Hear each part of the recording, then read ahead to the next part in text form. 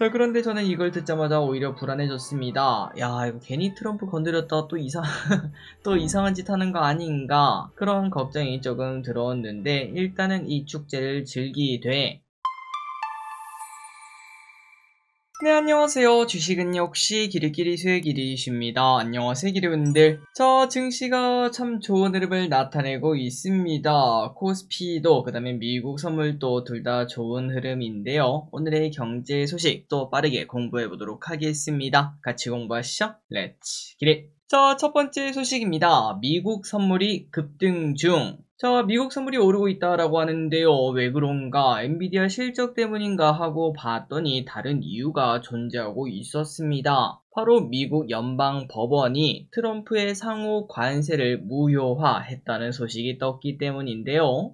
자, 트럼프가 이때까지 자신만의 권한인 것처럼 휘둘러 왔던 상호 관세 카드, 펜타닐 관세 카드는 그런데 이게 놀랍게도 대통령의 권한을 넘어서는 것으로 판단한다고 합니다. 이 권한은 의회에 있다고 보는 게 맞기 때문에 무효화 판결을 내렸다고 하는데요. 트럼프는 즉각 항소한 상태라고 하네요. 자, 그러다 보니까 어차피 바닥에서 이미 주가는 많이 올라오긴 했지만 그래도 오늘 또 미국 선물이 급등하는 모습인데요. 투자자들은 안 그래도 불확실성이 가득했는데 그 불확실성이 일단은 한동안 없겠구나 여기에 집중했다고 볼 수 있겠죠.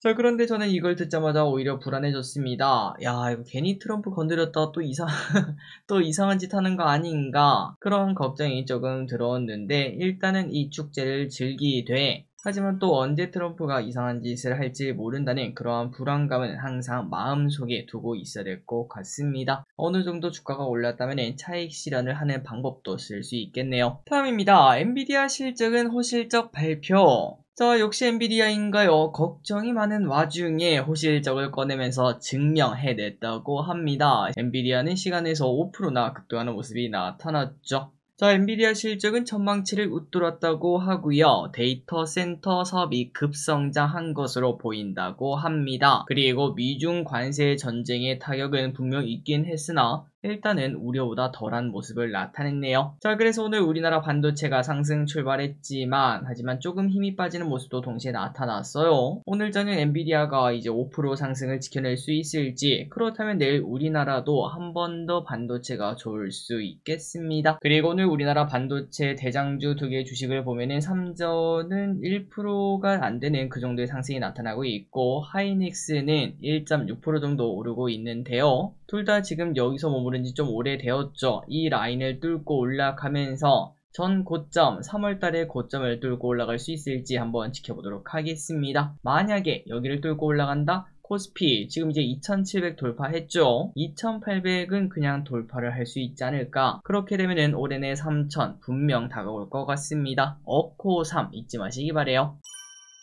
다음입니다. 테슬라 로보택시 12일 출시 예정.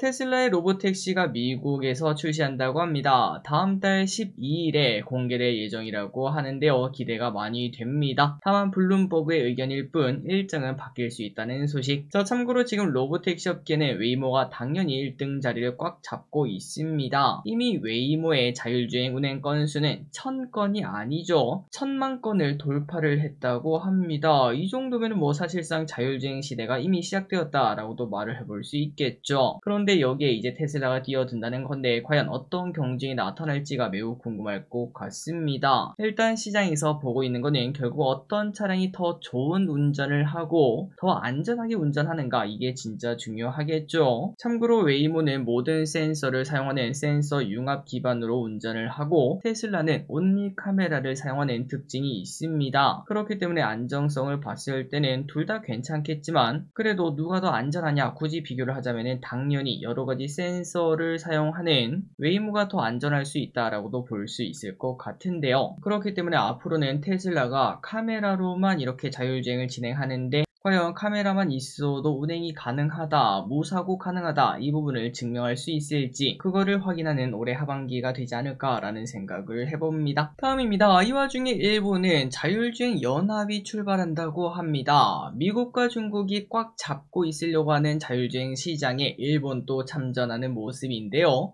토요타, 혼다, 닛산 등 주요 완성차 업체만 손을 잡는 건가 했는데 일본 정부까지 함께 협력을 시작한다고 합니다. 자, 이렇게 정부까지 나서서 자율주행 시장에 뛰어드는 것은 AI가 발전하면서 자율주행 기술이 확 바뀌었기 때문인데요. 이때까지는 일일이 학습시키다 보니까 훨씬 먼 미래가 될 것으로 예상하고 있었지만 그런데 AI가 등장하면서 자율주행 시작이 너무나도 빨라졌다고 합니다. 그러다 보니까 일본도 야, 이대로는 안 되겠다 이렇게 생각을 하고 있을 거고, 사실 완성차 업계 하면은 일본 충분히 한 축을 담당하는 나라 아니겠습니까? 그 시장을 지키기 위해서 자율주행 시장에도 강하게 드라이브를 건다는 소식을 확인할 수 있었습니다. 자, 그러고 보니까 이제 자동차를 열심히 만드는 나라죠. 미국, 중국, 그 다음에 일본 전부 다 자율주행에 뛰어드는 모습인데 우리나라 현대 기아는 지금 현재 뭘 하고 있는 건지, 지금 이제 우리가 차를 사면은 그 가장 좋은 기술 중 하나가 차 혼자서 앞뒤로 움직이면서 주차하는 기능 아니겠습니까? 물론 그것만 해도 야, 신기하다라는 생각이 들긴 하지만 다른 중국 차나 이제 뭐 테슬라나 그런 친구들 보면은 혼자서 주차는 물론 목적지까지 그냥 가는 모습을 나타내고 있죠. 우리도 빨리 뒤처지지 않고 따라가길 바라고, 그리고 아마도 이제 새로운 정부가 들어서면은 우리도 어쩔 수 없이 자율주행 관련 정책이 나타날 수밖에 없다고 생각합니다. 자, 그렇기 때문에 저 기리스는 지속적으로 이제 뭐 자율주행 관련주가 좋을 것 같다 라고 생각을 하는 거고요. 일단 지금까지 차트로 봤을 때 좋은 흐름을 나타내는 건 이 두 가지로 꼽을 수 있겠습니다. SOS 렉과 퓨런티어죠. 한쪽은 라이다, 그리고 한쪽은 카메라인데 뭐가 정답이니 뭐 굳이 그걸로 싸울 필요가 없습니다. 시장에서 많이 오르는 게 정답이겠죠. 그렇기 때문에 어떤 섹터에 투자하든 마찬가지입니다. 굳이 뭐 하나에 선택해서 뭐 예를 들어 네이버와 카카오가 있는데 야, 무조건 네이버지 이렇게 해서 네이버에 몰빵하는 게 아니라 그냥 둘 다 반반 가져가는 게 가장 마음 편하다는 거 잊지 마시기 바랍니다. 다음입니다. 오늘 상장한 스펙은 나이스예요. 오늘 신한 제16호 스펙이 상장을 했습니다. 증시가 좋고 공모주가 좋을 때 급등하는 스펙마저 오늘 급등하는 모습이 나타났어요. 공모가 2,000원, 시가 2,695원, 고가 3,750원까지 찍고 떨어졌고 보통 균등으로 9주를 받지 않았겠습니까? 그냥 6,000원의 수익을 거둘 수 있었습니다. 자, 다만 스펙을 상장 이후에 매수하는 것은 당연히 하면 안 되는 행동이겠죠. 오늘 수익으로 맛있는 아이스 커피 한 잔씩 드시기 바랍니다. 다음입니다. 우리나라 금리 인하했습니다. 우리나라 금리 인하가 이어지고 있습니다. 3.5까지 올라갔던 금리가 어느덧 2.5까지 다시 내려왔고요. 그래서 미국과는 2%의 격차가 나게 되었습니다. 자, 미국과 금리 격차가 많이 나면은 당연히 우리나라에게는 뭐 좋지는 않습니다. 금리 차이가 많이 나면 날수록 외국인이 봤을 때 우리나라 투자보다는 미국에 투자하는 게 더 매력적이다 이렇게 판단을 할 수 있기 때문이죠. 그럼에도 불구하고 이렇게 금리가 낮아지는 이유가 뭔가 봤을 때 우리나라의 성장이 지금 현재 많이 더디다고 합니다. 올해 0%대 성장이 나타날 수 있다 이런 걱정이 나타나고 있어서 금리를 인하를 했어야 되는데 지금까지는 환율 때문에 할 수가 없던 상황이었다고 해요. 그런데 최근 환율이 크게 내려가면서 여력이 생겼고 바로 금리 인하를 하는 모습입니다. 자, 참고로 한해는 올해 성장률 전망치를 0.8%로 크게 낮췄습니다. 성장이 크지 않은 나라에서 주가 상승이 급하게 나타나기도 어려울 것 같은데요. 하지만 그렇다고 모든 주식이 하락하지는 않겠죠. 실적이 좋으면 무조건 오릅니다. 여러분들 최근 들어 뭐 APR이라든지 뭐 SAMG 엔터테인먼트라든지 삼양식품이라든지 등등등 실적만 좋으면 그냥 다 무시하고 올라가는 걸 확인할 수 있었죠. 그렇기 때문에 우리도 그냥 막 투자하는 게 아니라 종목 선정에만 신경을 쓰게 되면은 당연히 좋은 결과 있을 수 있겠습니다. 다음입니다. 증권주가 불타올라요. 최근 증권주가 좋았던 거 알고 계시죠? 대선 기대감도 있었고 앞으로 코스피가 3,000을 충분히 넘길 수 있는 상황이다 보니까 증권주가 좋을 수밖에 없습니다. 또한 오늘은 금리 인하까지 나타났죠. 금리가 인하면 은행 예적금의 매력이 떨어지게 되고 당연히 그 돈 어디 갈까요? 주식으로 오기 마련입니다. 그러한 기대감으로 증권주가 또 관심을 받았네요. 자, 여러분들 어코삼 이거 뭐 계속 말하고 있죠. 어코삼 잊지 마시기 바래요. 어차피 코스피 3,000은 분명 옵니다. 결국 시간 문제겠죠. 그 안에서 실적이 찍히는 친구를 사는 게 가장 우선이라는 거 잊지 마시고, 그리고 저처럼 확률이 그래도 낮긴 하지만 미래가 빛나는 한번 그래도 먹을 때 크게 먹어야 되지 않겠냐 이런 섹터를 구한다면은 저 기릿이 지금 생각했을 때는 자율주행, 6G, 게임, 전고체, 메타버스 등등 요런 쪽에서 기회가 있지 않을까라는 생각을 하고 있습니다. 이 부분은 지속적으로 공부해서 저의 시각이 맞을지 틀릴지는 알 수는 없으나 계속 공부하면서 기론이랑 같이 투자하도록 할게요. 그리고 오늘 증권주의 차트입니다. 유진투자증권 11%나 올라오고 있고요. 미래세증권 19%나 급등하는 모습이네요. 다음입니다. 맘스터치가 일본에서 성공 중. 일본에서 맘스터치가 승승장구하고 있다고 합니다. 작년 4월에 1호점을 냈는데 장사가 잘 되고 있다고 해요. 올해 안에 30개 매장을 오픈하는 게 목표라고 합니다. 자, 맘스터치의 장점은 확실합니다. 가성비가 뛰어나죠. 그리고 10대, 20대 젊은 층을 겨냥하는 브랜드라고 하네요. 그래서 일본 내에서도 시부야, 하라주쿠 등의 시내에 출점하는 모습이라고 합니다. 자, 한때 맘스터치가 우리나라에 상장된 적도 있었는데요. 자진 상장 폐지를 했던 기억이 있네요. 다음입니다. 요즘 과일이 좀 싸졌다고 합니다. 고물가 시대에 이런 일이 생기네요. 보통 비싸서 못 먹는 과일, 그러나 요즘은 과일이 싸도 너무나 싸졌다고 합니다. 날씨가 좋아서 작황이 좋기 때문이라고 하는데요. 요즘 마트 등에 가보면 수박이 한 통에 10,000원도 안 하는 경우가 있다고 하며 작년보다 14% 정도 낮은 가격에 팔리고 있습니다. 그리고 토마토도 작년보다 30% 넘게 싸게 팔리고 있다고 하며 사과, 배도 많이 싸졌다고 하는데 오늘 집에 갈 때 과일 한번 가격 보시고 괜찮다 싶으면 하나 사가시는 것도 괜찮을 것 같습니다. 다음입니다. 오늘 하이브 급락 이유는 오늘 하이브가 힘든 시간을 보냈습니다. 그 이유는 전날부터 하이브 방시혁 의장에 대한 소문이 등장했기 때문인데요. 금감원에서 방시혁 의장을 조사한다는 이야기가 나왔고 그 이유는 사기적 부정 거래 때문이라고 볼 수 있겠습니다. 하이브 상장 과정에서 주주들에게 IPO 계획이 없어요 이렇게 말을 하면서 그와 동시에 회사 상장을 추진한 정황을 확보했다고 하네요. 아니 길이 거짓말이긴 한데 그게 도대체 무슨 잘못이냐 하고 봤더니 그런데 그 와중에 한 사모펀드랑 계약을 맺고 지분 매각 차익의 30%를 공유하기로 결정을 했다고 합니다. 그리고 그 사모펀드가 뭐였을까요? 맞습니다. 기존 주주들에게 하이브 주식을 사들였다고 하는데요. 여기서 방시혁 의장은 아까 말했다시피 상장 계획이 없어요 하다 보니까 상장하고 나면은 더 많이 비싸게 팔 수도 있겠지만 계획이 없다는데 어떡하냐 일단 지금 매도하자 이런 식으로 생각하면서 사모펀드한테 매각한 사람들도 분명 있을 텐데요. 그런데 그 이후에 결국 상장이 되었고 사모펀드는 그 물량을 처리하면서 4천억 가량을 정산받았다고 합니다. 그리고 또 이 계약은 증권신고서에 기재가 되지 않았다 이런 얘기가 나타나면서 오늘 하이브는 장중 크게 급락했으나 하지만 예전부터 이미 나왔던 리스크다 라는 얘기가 나타나며 오히려 양봉으로 끝나는 모습이네요.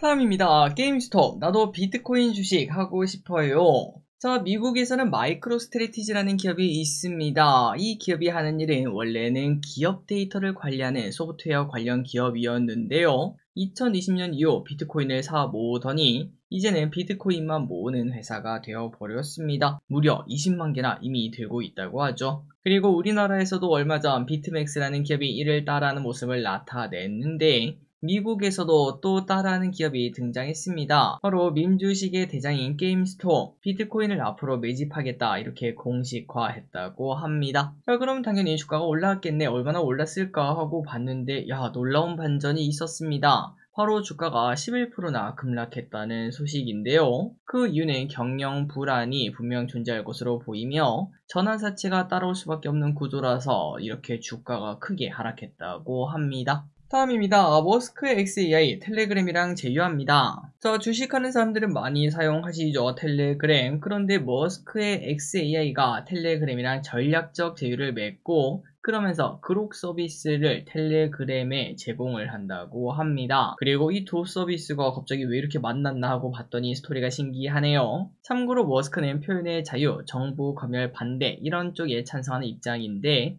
텔레그램 또 둘째 가라면 서럽죠. 러시아에서 만들어진 이 SNS는 검열에 맞서는 모습도 보여주고 있고 그러다 보니까 범죄에 많이 사용되는 특징을 가지고 있습니다. 그런데 머스크와 텔레그램 CEO는 그 부분에서 마음이 딱 맞아떨어져서 손을 잡게 되었다고 하네요. 마지막 소식입니다. 야, 이거 진짜 가짜였구나. 혹시 기름들 과거에 소개팅 어플을 사용해보신 적 있으신가요? 가장 유명한 것 중 하나가 바로 아만땡, 너랑 나땡 이런 것들이라고 볼 수 있겠는데 여기서 이제 남성분들 많이 속으셨을 것 같습니다. 여성 프로필을 가짜로 만든 그러한 부분이 발견되었다고 합니다. 그리고 가짜 프로필만 만든 게 아니라 댓글까지 허위로 작성하며 남자 회원들의 참여를 더욱더 유도하는 그런 모양을 만들었다고 합니다. 당연히 이는 사기라고 충분히 말할 수 있겠죠. 자, 그나저나 기르분들 이제 그거 알고 계신가요? 카페 댓글, 그 다음에 특정 사이트 댓글, 블로그 이런 곳들 가다 보면은